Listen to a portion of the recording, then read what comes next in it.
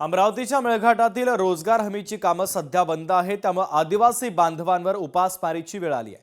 युवक काँग्रेसने या संदर्भात आंदोलन केलं। जिल्हाधिकारी कार्यालयावरती आंदोलन करण्यात आलं। सरकारने मेळघाटातील आदिवासी बांधवांना कामं सुरू करून न्याय द्यावा, अन्यथा युवक काँग्रेसच्या वतीने आंदोलन तीव्र केलं जाईल असा इशारा युवक काँग्रेसचे जिल्हाध्यक्ष राहुल येवले यांनी दिला।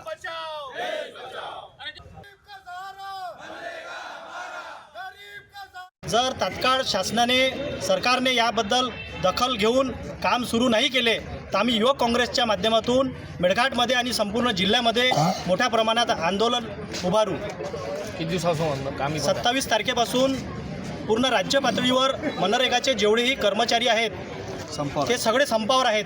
त्याच्यामुळं पूर्णपणे 27 तारखेपासून मेळघाटमधील आदिवासी मजुरांचे काम बंद आहेत, ते तात्काळ सुरू करण्यात यावे या संदर्भात आमचं आज निवेदन आहे। लाडकी बहीण योजनेचे खोटे फॉर्म भरून घेतल्याचा धक्कादायक प्रकार समोर आला। सिंधुदुर्गच्या शिवापूर गावातील घटना आहे। शिवसेनेच्या महिला पदाधिकाऱ्यांनी खोटे फॉर्म भरून घेतल्याचा आरोप आहे। ठाकरेंच्या शिवसेनेच्या पदाधिकाऱ्यांनी या संदर्भात जाब विचारलाय। जाब विचारताच शिवसेनेच्या महिलांनी शिवापुरातून काढता पाय घेतला।